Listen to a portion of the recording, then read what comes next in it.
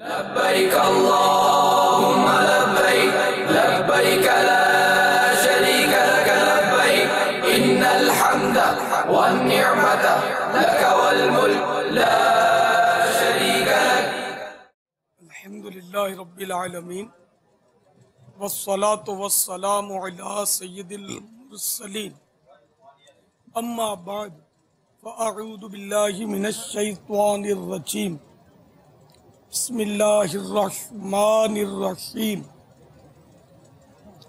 सलातु वस्सलामु अलैका या रसूल अल्लाह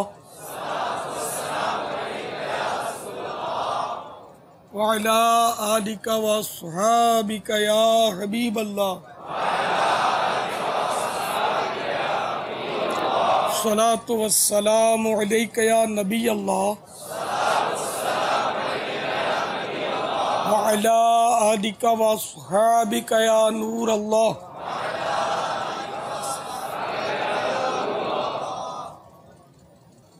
फरमान मुस्तफ़ा सल्लल्लाहु तआला अलैहि वसल्लम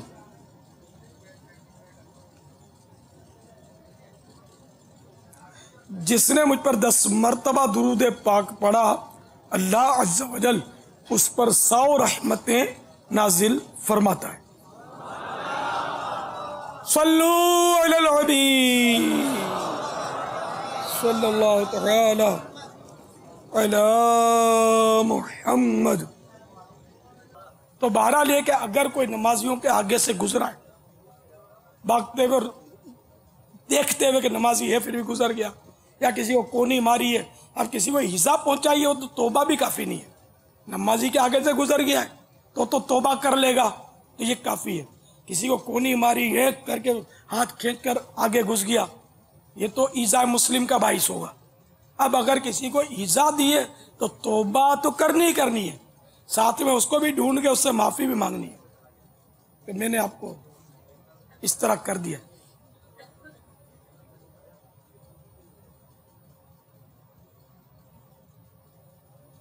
कैसे हो? अपना जहन बनाइए, अपने दिल में डर पैदा कीजिए। इतनी हुकूकुल इबाद तलफ करते हैं जिसकी इंतहा नहीं। मैं अभी अपना तरगीब के लिए अर्ज करता हूँ, अभी ईद उल फित्र में ऊपर हमारे यहाँ तो मखसूस गिनती के ईसाई भाई थे 5-7, तो मैं जैसे बैठा, कुछ बैठे हम लोग, अब वो खुतबे से पहले अभी खुतबा शुरू नहीं हुआ था गालिबन, तो खतीब पे रुक करके बैठना होता है। उसमें खतीब हमारे मुफ्ती कासिम साहब थे, तो मैं भी यूँ बैठ गया। तो एक ईसाई भाई मुझसे आगे बैठ गए। अब मुझसे आगे बैठ गए, मेरी शान कैसी यार, मेरे आगे बैठे कोई। तो मैंने उसको यूँ किया और दूसरे ने यूँ पकड़ के उसको उठा दिया और मेरी एकदम बत्ती जल गई कि यार ये मैंने क्या कर दिया। बैठा था, उसका हक था, भले बैठा था, मैंने उसको हटाया काहे को, घबरा गया मैं। तो अब मैं क्या करूं? फिर मैंने माफीनामा लिखा। अच्छा, वो था भी हमारे अमले का था, मदनी चैनल के, लेकिन बहरहाल मुसलमान था, हक था उसका, बैठ गया। मैं काहे को हटाऊं उसको, मेरा हक क्या बनता है उसको हटा दूं। तो मैंने उसको माफीनामा लिखा, चिट्ठी लिखी और उसको दे दी। उसने इशारे से मुझे इस तरह देखा कि मेरे को इत्मीनान हुआ कि इसने मुझे माफ़ कर दिया। ये मैं आपकी तरगीब के लिए अर्ज कर रहा हूँ कि बाजू का खता हो जाती है। अब मैं तो पहाड़ जितना आदमी हूँ और बहुत बड़ा आदमी हूँ, और मेरे आगे कोई बैठे तो ऐसी भूल मुझसे तो मुतसव्वर हो सकती है, आपसे तो शायद ऐसी ना होती हो, लेकिन बहुत सौ की आदत होती है कि इस तरह यूँ धकेल देते हैं, यूँ खींच के हटा देते हैं। जिंदगी में जितना भी ऐसा किया है ना, तो माफ़ी मांग ले, तौबा करने अल्लाह से भी तौबा करता हूँ, मैं माफ़िया मांगता हूँ। जब जब पता चलता है कि इसको दुखा दिया, उसको मैंने कोई तकलीफ दे दी, झाड़ दिया, तो याद आने पर कोशिश करता हूँ कि मैं लिख कर या ज़बानी जैसे जहाँ जैसा मौका माफ़ी मांग लेता हूँ।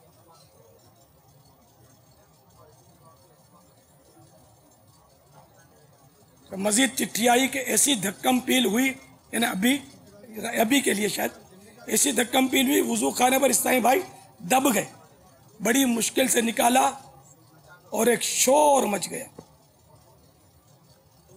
अभी यार ये हमारे पंजाब के साईं भाई हैं, ये दीवाने बहुत होते हैं, मगर ये इनकी दीवानगी जो है ना बाजू का शरीयत की हद तोड़ जाती है। अब वो दीवानगी नहीं रहती। अब इसकी कौन माफिया मांगे, किससे मांगे, कैसे हो? तो जिसको जो पता है कि मेरे जरिए किसी को ईजा पहुंची है तो वो उसको ढूंढ के माफी तौबा भी अल्लाह की बारगाह में करें। और माफी मांगना जरूरी है, हुकूकुल इबाद का मामला है। तौबा से फारिग नहीं होता बंदा जब तक वो बंदे से माफ ना करवा ले, बंदे को राजी कर। जिन्होंने किया है गुनाह वो तौबा भी कर लें और ईजा पहुंचाई है तो उसको ढूंढ के उससे माफी भी मांग। वरना यह कि खाली जल्दी आ जाना, आगे बैठ जाना, ये गुनाह नहीं है। वो धक्कम पील कसदन करना, लोगों को ईजा पहुंचाने की बात है। कोनिया मारना, ईजा झाड़ना, होए हड़े करके आवाजें निकाल कर, आंखों से घूर कर ईजा पहुंचाना। जिसने भी किसी को ईजा पहुंचाई उससे माफी मांगनी जरूरी है। किसी को घूर कर ईजा देने वाले अंदाज में घूरना ये भी नाजायज है, भी गुनाह है। सफरे मदीना वालों के लिए बापा ये कैसे मदीना मदीना मदनी फूल हैं। वहां तो बहुत होता है, कितना वहां होता है। यहाँ तो कोई रश ही नहीं है जो वहां तकलीफ देने वाले मामला होते हैं और फिर हाजी समझता है कि मैंने को कारनामा अंजाम दिया है। मीना के खैमों में जाते ही, यानी कि समझो कि पहले ही दिन जब मीना के खैमों में पहुंचते ना, वो लड़ाइयां शुरू। ये सब आंखों से देखा है, इसलिए अर्ज करो। पहले दिन ही शैतान बोलता है आ जाओ, मैं तुम्हारा इस्तेकबाल करूंगा। अब ये लड़ाई लड़वा देता है। अब क्या होता है, तेरी जगह मेरी जगह, तुम कैसे आ गए, उधर जाओ, इधर हटो। और वो अड़ी करता है, क्यों हटूं, मैंने मौलवी की फीस अदा की है तो हम नहीं, हम सारे एक साथ बैठेंगे। मतलब ये कि वो मथाकुट हो जाती है। बाज बेचारे सारे पहली बार गए होते हैं अक्सरियत, तो वो भूल में दूसरों के खेमे में चले जाते हैं, तो बैठ जाते हैं। तो अब इसको मोहब्बत से प्यार से कन्वेंस किया जाए, ना कि लड़ा लड़ी मारा मारी। जिनके खेमे नहीं होते वहाँ के मुकीम लोग बाज़-औक़ात वो भी इधर उधर घुस जाते हैं। हालांकि वहाँ मौलवी के खादिमीन खड़े होते, वो कार्ड देखकर आने देते। पहले दिन ये एहतियात होती है, दूसरे दिन ये एहतियातें कम हो जाती है, फिर हट जाते हैं। तो ये बहरहाल एक अपने खेमों में रहे, दूसरे के खेमों में जाकर बोझ ना बने। इस्तिंजा खानों पर सब पर ये हाजियों की तादाद के मुताबिक तरकीब होती है, तो दूसरों के खेमों में इस्तिंजा खानों में जाकर, और ये मतलब एहतियातों की बहुत ज़रूरत है। ये हज के खेमों में, अरफात में, मीना में, मुज़दलिफ़ा में भी लोग इतनी बदअखलाकियाँ बाज़ लोग करते हैं कि अल अमान वल हफ़ीज़, इतनी दिल आज़ारियाँ करते हैं। कोई मसला बताए, बाज़ों का कोई भला आदमी समझाने की कोशिश कर, उसको जाड़ देते हैं या रूखा जवाब दे देते हैं। तो तरह तरह के अंदाज वहाँ देखे जाते हैं, न बिल्कुल अनघड़ किस्म के होते हैं। गालिब अक्सरियत, पढ़ा मुताला नहीं, जहन नहीं बना होता। अखलाकियात की पस्ती तो एक इंटरनेशनल प्रॉब्लम हो गई है, घर घर का ये मसला है। अखलाकी पस्ती तो शायद ही कोई ऐसा घर हो कि जिसमें ना हो। जैसे इस्लामी भाई भी अपने पास आकर वो झुक झुक के बात करेगा, जी जनाब लब्बैक, जी लब्बैक, और घर में जाकर शेर बबर की तरह दहाड़ता और चिंगाड़ता होगा। छोटे भाई बहनों पर, तो अम्मी पर, तो अब्बू पर वो बरस रहा होगा। ये अखलाकी पस्ती बहुत ज़्यादा यानी कि, और ये बिल्कुल इतना यानी कि स्मूथली हम इसको लेते हैं, इतना नरमी से ले लेते हैं कि जैसे कोई बात ही नहीं। कोई नहीं जी, खैर है। खैर क्या, मरेंगे तो पता चलेगा कि खैर है या बाइस से कहर है। मरेंगे तो पता चलेगा। अल्लाह अपने कहरों गज़ब से बचाए। लेकिन बज़ाहिर हम ऐसे हज़ारों काम करते हैं जो वो सबब कहर होते हैं, खैर नहीं होती इसमें, शर ही शर होता है, असबाब कहर होते हैं।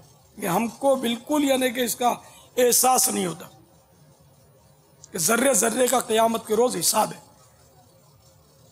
तिनके तिनके का हिसाब है। उंगली हिलाई तो क्यों हिलाई, इसका हिसाब है। आंखें पटपटाई गोया तो इसका हिसाब है। क्यों कदम उठाया तो क्यों रखा, इसका हिसाब है। और हर नेमत का भी हिसाब है। सुम्मा लतुसअलुन्न यौमइज़िन अनिन नईम, फिर तुझसे हर नेमत के बारे में सवाल होगा। जी हाँ, हर नेमत के बारे में सवाल होगा। ठंडा पानी भी नेमत, गर्मा गर्म खाना भी नेमत,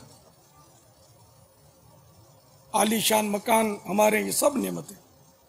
हम नेमतें बढ़ाने ही के वो सिलसिले ढूंढ रहे होते हैं, खूब बढ़ाते हैं नेमतें। अगरचे जायज़ तरीके पर बढ़ाना कोई हरज नहीं है, लेकिन हिसाब क़यामत का अल्लाह ताला बेहिसाब बख्शे। तो अब ये सारे इस्लामी भाई मेहरबानी करके कुछ तरकीब बनाए। हल्कों में भी नहीं बैठते इस्लामी भाई, आम तौर पे ये हल्के होते हैं। फजर के वक्त भी हल्का होता है, लेकिन एक तादाद होती है जो इधर उधर घूम रही होती है, सो रही होती है, जाग रही होती है, बातें कर रही होती है। इसी तरह दीगर जो हल्के दिन के वक्त लगते हैं, उसमें आपको मुझसे ज़्यादा पता होगा कि क्या पोजीशन होती है, जमात कितनों को मिलती है भी आपको पता होगा। अब मस्जिद में रहकर भी आपको जमात ना मिले यार, तो क्या फिर कहाँ जमात मिलेगी? घर में मिलेगी क्या? मस्जिद में आप जमात गई, तकबीर उला भी नहीं जानी चाहिए, बल्कि पहली सफ पानी चाहिए। पहली सफ पानी चाहिए तो फिर वो धक्के मार के घसीट कर खींच तान के पहुँचोगे तो ये नहीं, बल्कि पहले से जाकर इत्मीनान से बैठ जाए। ये आपकी पहली सफ, जो बैठा उसका हक, आप किसी को हटा नहीं सकते। इल्ला आप पहले से बैठे थे और वुजू की ज़रूरत पड़ गई आपको, और आपने वहाँ अपना रुमाल रख दिया, बेशक बराबर वाले को गवाह भी कर लिया कि भाई मैं वुजू करके आ रहा हूँ, तो आप आ सकते हैं आगे। वरना आप ये कि यहाँ रुमाल और कपड़ा रख दिया, जैसे बाद लोग एहतिकाफ में करते होते हैं, कपड़ा रख लिया या रुमाल रख दिया कि मेरी जगह। अब वो घूम फिर रहे हैं, मौज कर रहे हैं, जमात के वक्त वो खिरामा खिरामा धकेलते हुए आ रहे हैं, मेरी जगह थी इधर से, उसको पूछ, मैं इधर बैठा था, आकर कब्जा कर लिया, तो ऐसे सवाब थोड़ी मिलता है। आप समझते ये सवाब मिलेगा पहली सब में, इतनों की दिल आज़ारियां करके? ये देखो कितना अजाब मिलता है। तो मेहरबानी करके कुछ समझदार बनिए, मदनी काफिलों में सफ़र करते रहेंगे, खुसूसन मदनी इनामात पर अमल करते रहेंगे। मदनी इनामात का यानी संजीदगी के साथ जो आमिल होगा, खाली खाना पूरी नहीं कि ये भी सही है ना वो भी सही है, हर वक्त बक बक बक बक करता है, कुफले मदीना का उसका वो भी नंबर बना देता है कि ये मेरा सही है, तो ऐसे थोड़ी होता है। तो वाकई जो मदनी इनामात का आमिल होगा वो निगाह नीची करके बैठा होगा, वो बात करने से पहले बात को तोलेगा, फिर बोलेगा, कम अल्फाज में बोलेगा, उसके वजूद से, उसके अंदाज से संजीदगी टपक रही होगी और जी चाहेगा कि इसकी ज़ियारत करें, ईमान ताज़ा होगा उसको देख कर। ये मैं जो अर्ज़ कर रहा हूँ, हर मदनी इनामात पर अमल करने का दावेदार नहीं, जो हकीकत में मदनी इनामात का आमिल होगा और उसके मदनी इनामात खूब होंगे, तो उसके अंदाज में आप फ़र्क देखोगे। मैंने मुशाहदे किए, दावेदार बहुत देखे मदनी इनामात के, लेकिन उसको बोलते कुछ नहीं है कि ठीक है होगा, लेकिन उसका अंदाज बताता है कि ये शायद मुबालगा कर रहा है, मदनी इनामात इसके हैं नहीं इतने। लेकिन जो वाकई मदनी इनामात वाला होता है, वो अल्लाह उसके सदक़े मेरी मग़फ़िरत करे, उस पर बड़ा है ना कि दिल खुश होता है उससे। तो आप मदनी इनामात को संजीदगी से पकड़ लें। इसके नंबर वगैरह भरते हुए निगरान देख रहा है, ये नहीं, अल्लाह देख रहा है, ये ज़हन बनाकर। निगरान क्या देखेगा, वो तो आपकी पीठ सबक देगा, हो सकता है तोहफा भी दे देगा, अरे वाह इतने मदनी इनामत हो गए। अल्लाह की रज़ा के लिए करें। और मदनी इनामत को अगर ये सबके सब हमारे हाज़रीन नाज़रीन जिन्होंने नहीं पढ़ा वो रिसाला ले लें, मकतबतुल मदीना, उसको एक नज़र पढ़ लें। अगर अब भरने को फ़िलहाल जी नहीं जाता, इसको आप मेरे को 63 सेकंड दे दें, ज़्यादा नहीं, सिर्फ 63 सेकंड, 12 दिन तक आप खाली मदनी इनामत की वरक गर्दानी करें, एक नज़र इसको देखें, अल्लाह करेगा आपको भरने को भी जी चाहेगा कि कई मदनी इनामत तो मेरे सही है पहले से, यूँ होगा आपको। तो इंशाअल्लाह मेरा आप करते रहेंगे, अल्लाह करेगा कि जो सुधरना चाहता है, मैं सुधरना चाहता हूँ, मदनी इनामात उसको सुधारेंगे अल्लाह की रहमत से। ये गुनाह की बीमारियों की वो दवा है मदनी इनामात, आप इसको ले लीजिए। अब मैं बोलो नियत करो तो हाथ उठा लोगे, अभी ऐसे नियत का मैं पहले ही बता चुका हूँ कि जिसकी नियत बनती है वही हाथ उठाए, वरना कोई बात नहीं, हाथ ना उठाए। इज्तिमा में ज़रूर तशरीफ लाइए, बिल्कुल आओ। 3 दिन पूरे तरबियत हज, कई हाजियों ने वादे किए होंगे, बड़े बड़े फिगर मिले थे हमको, आना किसने? जो नसीब वाले आए, सारे तो नहीं आते। तो ये बेचारे कितने झूठ, कितने गुनाह करने के बाद, मतलब ये पता नहीं हवाई जहाज में शायद बैठना नसीब हो बहुत सौ को, कितनी रियाकारियां, कितने हुब्बे जाके मसाइल लेकर शायद बैठे, सब नहीं, लेकिन चूंकि जहालत बहुत है, इल्म दीन से दूरी है। अब ठीक है, वो BA किया, MA किया, इंजीनियर बन गए, डॉक्टर बन गए, ठीक है। अब घास काटते हैं जब तक कुरान देखकर भी पढ़ना नहीं आता। जी हाँ, जाहिल है। मैं कहता हूँ ना कि जिसको देखकर भी कुरान पढ़ना नहीं आता, वो सीखता भी नहीं है। अब उसको मैं बोलूँगा पढ़ा लिखा, तो ठीक है, मैं बोल देता हूँ कि आप पढ़े लिखे आए, बहुत पढ़े लिखे। मेरे बोलने से पढ़े लिखे थोड़ी हो गए। मैं तो मुसलमान हूँ, मुसलमान से बात करता हूँ। आप अपने ज़मीर को पूछें कि जिसको देखकर भी कुरान करीम पढ़ना नहीं आता, बिस्मिल्लाह भी उसकी सही नहीं है। जी हाँ, आप किसी कारी को सुनाए ना बिस्मिल्लाह पढ़ के, तो वो बताएगा इसमें 15 गलतियाँ। बिस्मिल्लाह पढ़नी नहीं आती, अऊज़ु बिल्लाहि मिनश शैतानिर रजीम पढ़ना नहीं आता, सूरतुल फातिहा अगर कहूँ करोड़ों मुसलमानों को पढ़ना नहीं आता तो यह मुबालगा नहीं है, सीखा ही नहीं है। फिर बोलो कि पढ़ा लिखा है, तो फिर वो यही कहे अहबाब क्या कारे नुमाया कर गए, मैट्रिक किया, BA किया, पेंशन मिली और मर गए। अब वो कोई डॉक्टर था या स्पेशलिस्ट था, तो उसके कतबे पर कब्र के लिख दिया गया डॉक्टर फुला, ठीक है। अब ये डॉक्टर की सनद कब्र में जाके उसको देखो किस तरह बचाती है, मेजर फुला, कर्नल फुला, जर्नल फुला। मैं तो हाफिज कुरान पर हाथ रखूंगा कि मेरे रब का कुरान इसको याद है। आए सदके जाऊं, कैसा काबिल रश के हाफिज कुरान। मैं तो इनके कदमों की धूल का सदका मांगता हूं कि ये उलमा है, कि इनकी ज़ियारत इबादत है। ये पढ़े लिखे लोग हैं। बाकी अब ये डिग्रियों वाले जिनको कुरान करीम देखकर भी पढ़ना नहीं आता, तो मैं कैसे पढ़ा लिखा तस्लीम कर लूँ? उर्फ़ आम में उसको पढ़ा लिखा बोलते हैं, तो कोई झूठ का गुनाह नहीं होगा। लेकिन मैं चोट करने के लिए अर्ज कर रहा हूँ कि आप पढ़े लिखे काहे के? अपनी खुशफहमी आपको। पढ़ा लिखा वो है कि जो कुरान करीम पढ़ सकता हो, जिसको फ़र्ज उलूम जानता हो, नमाज पढ़ता है, नमाज के अहकाम मालूम नहीं है, न सीखने की जहमत करता है, तो कहेगा पढ़ा लिखा भाई। हज के लिए जा रहा है, ठीक है, 25 हज कर लिए, लेकिन हज करना ही नहीं आता। कई कई हज किए हुओं को जब ये किताब खोल के देखते हैं या तरबियत में आते हैं, तो कान पकड़ते गए, आज तक हमको मालूम नहीं था। तो इसलिए वो मतलब ये कि मैं जो कहता हूँ, इस पर अगर गुस्सा आता है तो समझो कि शैतान ने अपना सा कर लिया, कामयाब हो गया। अगर नदामत होती है तो आ जाओ दावत इस्लामी के मदनी माहौल से वाबस्ता हो जाओ, और मदनी इनामात का रिसाला पकड़ लो और मदरसतुल मदीना बालिगान में दाखिल हो जाओ। 40 मिनट तकरीबन रात को आपको कुरान सिखाएंगे हमारे ये आशिकान रसूल। कुरान सही कर लो। बहरहाल ये कि मैं बहुत दूर निकल गया, अभी अपने मक्के मदीने की सैर करनी है हमको। जब तक मक्का मुकर्रमा ज़ादहल्लाहु शरफ़न व ताज़ीमा में रहें, क्या करें? खूब नफली तवाफ़ कीजिए। ये याद रहे कि तवाफ़ नफल में तवाफ़ के बाद पहले मुल्तज़म से लिपटना है, इसके बाद 2 रकात मकाम इब्राहिम पर अदा करनी है। ये थोड़ी तरतीब चेंज है।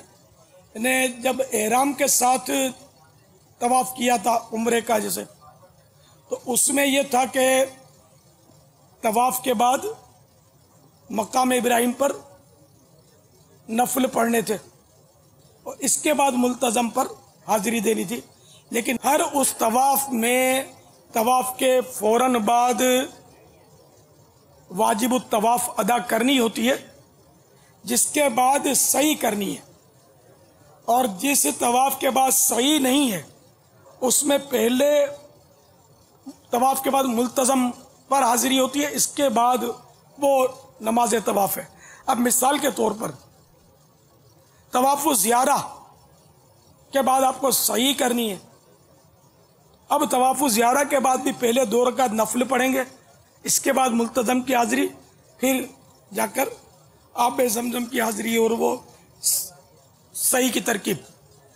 और अगर तवाफ़ ज़ियारा से पहले आपने हज की सही कर ली है तो अब तवाफ़ ज़ियारा के बाद पहले मुल्तज़म पर और इसके बाद 2 नफल पढ़ने। अब यह तरतीब याद नहीं रहेगी, बहुत मुश्किल है कि याद रहे। रफ़ीकुल हरमैन साथ रखिए, इनमें ये अहकाम लिखे हुए हैं और सब तरतीब वार तकरीबन ये लिखा हुआ है और कोशिश करके आसान करने की कोशिश की है। लेकिन ज़ाहिर अब हर मसला आसानी से समझ में आ जाए ये ज़रूरी नहीं होता कि उलमा की तो हाजत हमको जन्नत में भी पड़ेगी। हाँ, इंशाअल्लाह वहाँ भी उलमा से मसला पूछेंगे। एक मसले की वो हदीस शरीफ में है कि जब अल्लाह ताला फरमाएगा जन्नतियों से कि क्या मांगते हो, मांगो, क्या मांगते हो, तो लोग उलमा की तरफ रुजू करेंगे कि हुजूर आप बताइए क्या क्या मांगे। तो यूँ उलमा की हाजत जन्नत में भी रहेगी।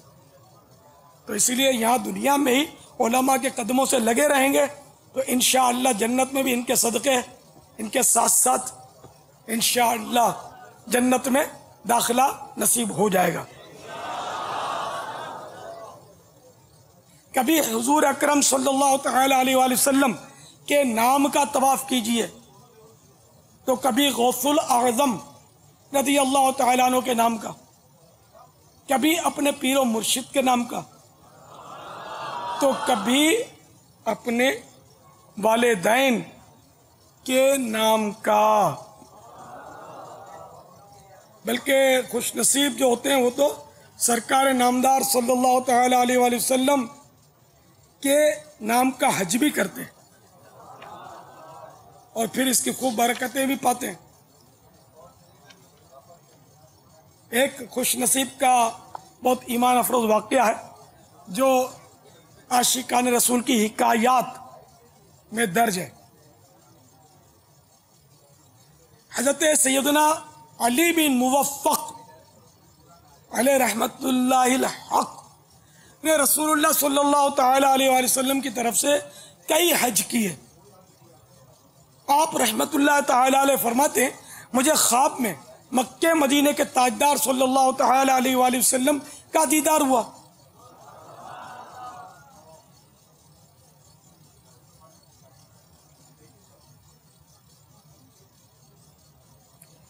सरकार नामदार सल्लल्लाहु तआला अलैहि वसल्लम ने इस्तिफ़सार फरमाया, ऐ इब्ने मुवफ़्फ़क़, क्या तुमने मेरी तरफ से हज किए? मैंने अर्ज़ की जी हाँ। फरमाया तुमने मेरी तरफ से तलबिया कहा? अर्ज़ की जी। फरमाया मैं क़ियामत के दिन तुम्हें इनका बदला दूंगा और मैं मौक़िफ़ में तुम्हारा हाथ पकड़ कर तुम्हें जन्नत में दाखिल करूंगा जबकि लोग अभी हिसाब की सख्ती में होंगे। अल्लाह अज़्ज़ा वजल की उन पर रहमत हो और उनके सदक़े हमारी बेहिसाब मग़फ़िरत हो। सल्लू अलल हबीब सल्लल्लाहु तआला अला मुहम्मद। खूब नफली रोज़े रखकर फी रोज़ा लाख लाख रोज़े का सवाब लूटिए। इस बात का ध्यान रखिए कि मस्जिदुल हराम या किसी भी मस्जिद में रोज़ा इफ्तार करने के लिए खजूर वगैरह खाएं या आब ज़मज़म पिएं, एतिकाफ़ की नीयत होना ज़रूरी है। जब कभी काबतुल्लाह पर नज़र पड़े 3 बार ला इलाहा इल्लल्लाह वल्लाहु अकबर कहिए और दुरूद शरीफ पढ़कर दुआ मांगिए, इंशाअल्लाह अज़्ज़ व जल कबूल होगी। जिनकी पैदल हज की नीयत है वो 2-4 रोज कब्ल मीना शरीफ, मुज़दलिफ़ा शरीफ और अरफात शरीफ हाजिर होकर अपने खैमे देखकर निशानियां मुकर्रर कर लें। नीज उस रास्ते का इंतखाब कर लें कि जो बआसानी उन खैमों तक पहुंचा दे, वरना भीड़ में सख्त आजमाइश हो सकती है। इस्लामी बहनों को बस में ही आफियत है, पैदल चलने में इस्लामी भाइयों से इख्तिलात यानी वो टकराने और मिक्स होने और बिछड़ने का खतरा रहता है। नीज मुज़दलिफ़ा में दाखिले के वक्त लाखों की भीड़ में इस्लामी बहनों को संभालने में वो आजमाइश होती है कि अल अमान वल हफीज। शॉपिंग में ज़्यादा वक्त सर्फ करने के बजाय इबादत में वक्त गुजारने की कोशिश फरमाइए। बार बार ये सुनहरी मौका हाथ नहीं आता। सल्लू अलल हबीब अला मुहम्मद। मस्जिदुल हराम और मस्जिदुल नबवी शरीफ अला साहिब अस्सलातु वस्सलाम के मुबारक दरवाज़ों के बाहर बेशुमार लोग जूते चप्पल उतार देते हैं, फिर वापसी में जो भी जूता पसंद आया पहनकर चलते बनते हैं। इस तरह के जूते या चप्पल बिला इजाज़त शरई जितनी बार इस्तेमाल करेंगे उतनी तादाद में गुनाह होता रहेगा। मसलन बिला इजाज़त शरई एक बार के उठाए हुए जूते 100 बार पहने तो 100 मरतबा पहनने का गुनाह हुआ। इन जूतों के अहकाम लुक्ता यानी किसी की गिरी पड़ी चीज़ के हैं कि मालिक मिलने की उम्मीद ही ख़त्म हो जाए तो जिसको ये लुक्ता मिला अगर ये फ़कीर है तो खुद रख सकता है, वरना किसी फ़कीर को दे दे। इस अंदाज पर दुनिया में जिसने जहां से भी इस तरह की हरकत की वो गुनाहगार है। ये हरमैन तैयबैन ही के लिए मसला नहीं, यहाँ भी यही है, फैज़ान मदीना में भी यही है। तादाद जो नए आते तो एक दूसरे जूते पहनकर इस्तिंजा खानों में चले जाते होंगे। बिल्कुल इसकी इजाजत नहीं।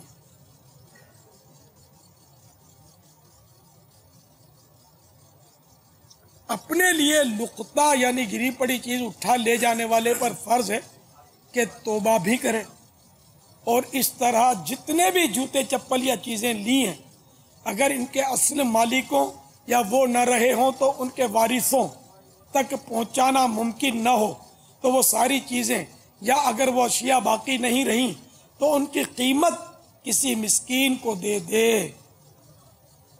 या उनकी कीमत मस्जिद और मदरसा वगैरह में दे दे। लुक्ते के तफसीली मसाइल के लिए बहार शरीयत जिल्द 2 सफ़हा 471 ता 484 का मुताला फरमाइए। ये बहार शरीयत का जो हवाला है ये मकतबतुल मदीना की मतबूआ।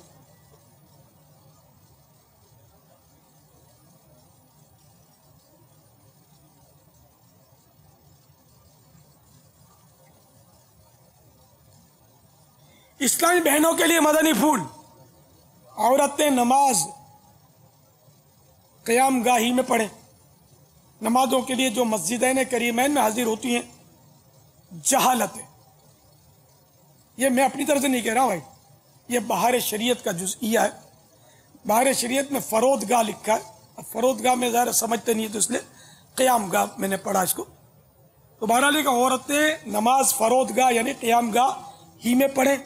नमाजों के लिए जो मस्जिदैन करीमैन में हाजिर होती हैं जहालत है कि मकसूद सवाब है और ख़ुद प्यारे सरकार मदनीय ताजदार सल्लल्लाहु तआला अलैहि वसल्लम ने फरमाया औरत को मेरी मस्जिद यानी मस्जिद नबवी अला साहिब अस्सलातु वस्सलाम में नमाज पढ़ने से ज़्यादा सवाब घर में पढ़ना है। तो इसलिए दोनों मस्जिदों में मस्जिदैन करीमैन में औरतें जो हैं वो नमाज के लिए ना जाएं या एक भी नमाज के लिए ना जाएं, बल्कि वो अपनी नमाजें घर में पढ़ें। जिस तरह हम भी तो घर में ही तो पढ़ती हैं। यहाँ कौन सी मस्जिदों में जाती है जो वहाँ मर्दों के बीच में घुस घुस पड़ती हैं। हाँ, वो जो हज का तवाफ है वो ठीक है, वो करना है तो एक उम्रे का तवाफ कर लें। जो इहराम बांध के मुतमत्ते वाले गए वो गई, और आखिर में फिर वो जो तवाफ ज़ियारा हज के मनासिक का जो बल्कि ये फ़र्ज़ है ना, और फिर तीसरा तवाफ इनको करना है तवाफुल वदा, कि ये भी वाजिब आफाकी हाजी पर, यानी कि जो मिकात के बाहर से आए, जैसे पाकिस्तानी हाजी तो ये वक्त आफाकी कहलाते हैं जबकि यहाँ से जाएं, और जो वहीं मक्के शरीफ में मदीना शरीफ वाला आफाकी कहलाएगा कि वो मिकात से बाहर है। बल्कि ताइफ तो मदीना शरीफ मक्के शरीफ से बहुत करीब है, लेकिन वहाँ वाला भी आफाकी कहलाएगा कि ताइफ शरीफ जो मिकात के बाहर है। तो ये इस्लामी बहनों और हज्जानों को मेरा मशवरा कि ये सिर्फ 3 तवाफ करें उम्रे का, जबकि तमत्तु किया है, या इफराज का, इफराज में भी सुन्नतुल मुक्कदा है तवाफ कुदुम, वो भी करें। तो बहरहाल ये कि जो तवाफ इनके लिए ज़रूरी है ना, ये इस उम्रे का जो यहाँ से जाएगी ये, या तवाफ कुदुम जबकि इफराज किया हो, या क़िरान किया है तो उम्रे का तवाफ और तवाफ कुदुम, अब ये 2 हो जाएंगे इस पर तवाफ, और तवाफ ज़ियारा। तो ये जो 3 या 4 तवाफ जिन इस्लामी बहनों के लिए ये ज़रूरी होते हैं, यही करें। मेहरबानी करके नफली तवाफ की हिर्स ना करें। हज के सीज़न में इतना रश होता है, इतना रश होता है, इतना रश होता है कि जिसकी इंतहा। फिर ये औरतें मसाइल नहीं जानती। ये हज में भी इनको इन 3-4 तवाफ़ों में भी ये तो एहतियात करनी है कि बालों की सियाही तक ना चमके, इनकी चुटियाँ ना लटक रही हो, ना कलाइयाँ तो तादाद इनकी खाली होती है, वो यूं हाथ उठाती हैं तो ये गिर जाती है। अब ये कलाई खुली होती है, बाजियों के कान खुले होते हैं।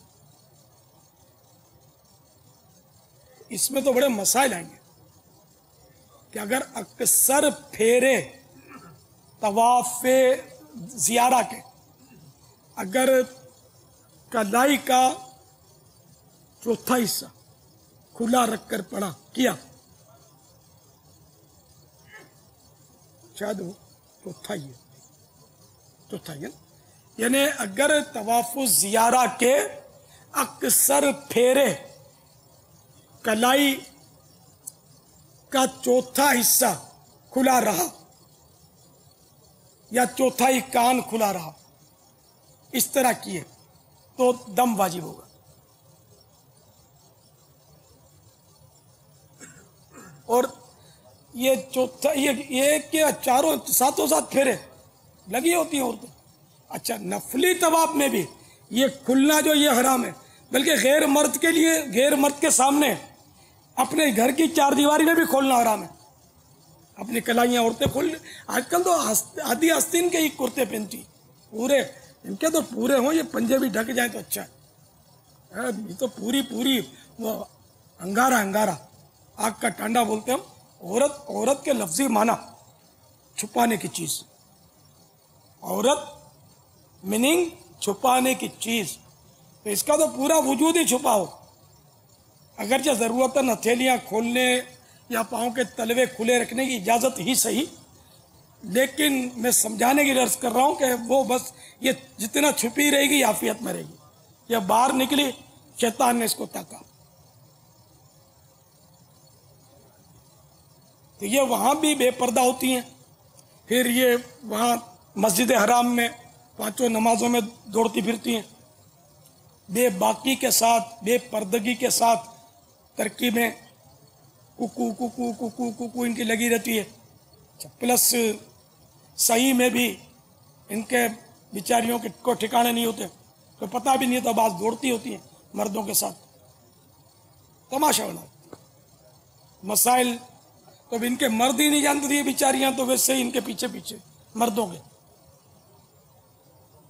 तो इनको ना बाद में भी हज का सीजन रहता है, ठीक है, तवाफ़ु ज़ियारा कर लिया और 12 तारीख गुजर गई। ये सबके लिए मसला है कि यौम अरफा ने 9 तारीख से लेकर 13 तारीख की गुरूब आफ्ताब तक उम्रे का एहराम नहीं बांध सकते। ठीक है ना, ये सबके लिए मसला है कि उम्रे का एहराम बांधना ये मकरूह तहरीमी है।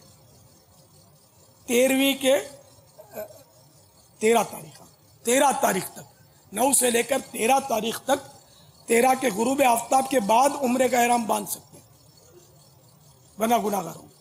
तो अब 13 के बाद तो सारे हाजी उम्रे कर सकते हैं बिला तकल्लुफ, लेकिन मैं इस्लामी बहनों को यही कहूँगा कि आप तकलीफ ना किया करें। आप घर की चारदीवारी में आपको जमेगा, बहुत आजमाइश होती है, बहुत रश होता है, बेपर्दगियाँ बहुत होती हैं। अब एक उम्रा बहुत बड़ी सादत, बहुत बड़े सवाब का काम है, लेकिन जो सवाब का काम गुनाह के जरिए हो वो सवाब का काम नहीं रहता ना। कोई इस्लामी बहन ये कहे कि हम इतनी दूर से घर में बैठने के लिए आई हैं, वहां घर में बैठना भी तो घर कहाँ का, ये तो देखो। तो ये उन जैसी थोड़ी है कि वो कोई अफ्रीका से गया था हाजी, मुझे एक इस्लामी भाई ने बताया था कि वो अफ्रीका से गया था और काबे शरीफ की दीवार से कोई खिलाफ शरीफ उठा हुआ होता ना, वो देख कर बोला है ये कब है, ये सीटें तो हमारे घरों में भी होती है। माअज़ल्लाह सुम्मा माअज़ल्लाह, नऊज़ु बिल्लाह मिन ज़ालिक, वला हौला वला कुव्वता इल्ला बिल्लाह। यानी वो कंफ्यूज हो गया। इसी तरह एक इस्लामी भाई ने मुझे बताया, जो मुझे अभी स्क्रीन पर नज़र आए थे, मेरे बहुत पुराने दोस्त थे, और बरसों से मुलाकात नहीं हो सकी। अल्लाह करे कभी काफिले में सफ़र के ज़रिए मुलाकात की सादत मिल जाए। नज़र आए थे मुझे, ये वहाँ काम करते थे मक्का शरीफ में, मैं इनके साथ रहा भी हूँ वहाँ मक्का शरीफ में। तो इन्होंने मुझे बताया था कि वो कुछ बाबुल मदीना के इक्का दुक्का 1 या 2 ऐसे आए थे, तो वो मस्जिदुल हराम के पिल्लर देखकर, सुतून मुबारका देखकर, यार ये तो अपनी वो बोल्टन मार्केट की मेमन मस्जिद जैसे सुतून है, माअज़ल्लाह सुम्मा माअज़ल्लाह। यहाँ से वहाँ की कोई थोड़ी मतलब मुशाबत हम दिला सकते हैं। ठीक है, मस्जिदें, जो भी मस्जिद है वो अल्लाह का घर है, काबिल ताज़ीम है, लेकिन अब यहाँ की मस्जिद का अपना एहतराम है और वाकई है, लेकिन अब मस्जिदुल हराम के एहतराम में तो मुबालगा ज़्यादा है, बहुत ज़्यादा एहतराम। तो अब यहाँ से हम बोलें कि ये हमारी मस्जिद जैसी है, तो यहाँ इन्हें माअज़ल्लाह के यहाँ क्यों आए, वहीं देख लेते ना फिर। तो ये इस्लामी बहनें ऐसी नहीं है। मैं उम्मीद करता हूँ सादतमंद है कि मक्के मदीने के घरों के अंदर मक्के मदीने की हवाएं आएंगी, और यहाँ अपने शहरों में मक्के मदीने की हवाएं आती नहीं है ना। वही मिलेगा उन्हें अगर घर में नमाज अदा करेगी। घर में नमाज पढ़ने का सवाब ज्यादा मिलेगा। हदीस शरीफ मैंने पढ़ के सुनाई ना आपको कि इनको सवाब ज्यादा मिलेगा। ये उस दौर की बात है कि जब मस्जिद में औरतें नमाज पढ़ती थी, मेरे आका सल्लल्लाहु तआला अलैहि वसल्लम का इरशाद है, औरतों को इजाजत थी, उस वक्त की बात है कि सवाब फिर भी घर में ज्यादा। और अब जबकि मुमानात है, फारूक आजम के दौर से मुमानात शुरू हो गई और सख्तियाँ बढ़ती गई सद्दे ज़राए की खातिर, और अब तो अल अमान वल हफीज़। अब जो हालात ये अपने औरत का मस्जिद में मर्द इमाम के पीछे नमाज पढ़ना मना किया गया है, और मकरूह तहरीमी का भी कौल है। अच्छा, और मकरूह तहरीमी नाजायज़ और गुनाह होता है, और औरत अगर इमामत करे मस्जिद में औरतों की, तब तो मकरूह तहरीमी है, चाहे घर पर करे। घर पर भी औरत जो है वो इमामत नहीं कर सकती। अलबत्ता शोहर जैसे नमाज पढ़ा है तो उसके पीछे बीवी पढ़ सकती है, और दीगर महारिम भी पढ़ सकते हैं, भाई बहनों की जमात करा सकता है।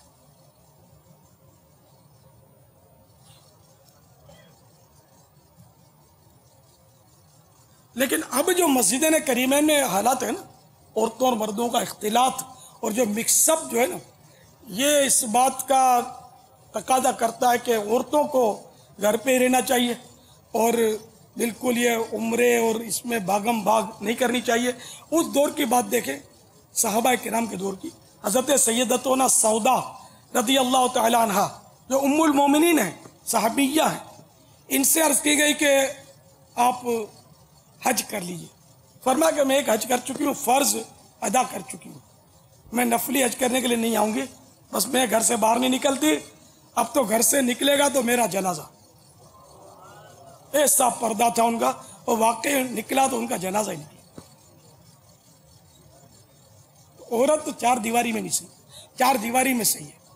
नगीना अंगूठी में जमता है, तो इसकी अंगूठी घर है, ये घर में लगी रहे, इधर उधर रोड़े की तरह मतलब लुढ़कती ना फिरे। रोड़ा पत्थर को बोलते। तो ये सही पे जाकर सफा मरवा पे बैठती हैं, क्या क्या नज़ारे करती हैं। मर्दों के नज़ारे होते हैं वहाँ। इधर मस्जिदुल हराम में बैठती हैं तो ज़ाहिर है कि तादाद मर्दों की होती है, तवाफ के मनाजिर देखती हैं तो मर्द ही तो नजर आ रहे हैं। अल्लाह करे दिल में उतर जाए मेरी बात। मैंने सवाब कमाने के आपको अंदाज बताए। सवाब कमाना चाहती हो, मेरी बात मानोगी, फायदे में रहोगी। नहीं मानोगी, अल्लाह करे कि नुकसान ना देखो। मैं बद्दुआ तो नहीं करूंगा, लेकिन मैं आपको बचा भी नहीं सकूंगा। लब्बैक अल्लाहुम्मा लब्बैक, लब्बैक ला शरीक लक लब्बैक, इन्नल हम्द वन निअमत लक वल मुल्क ला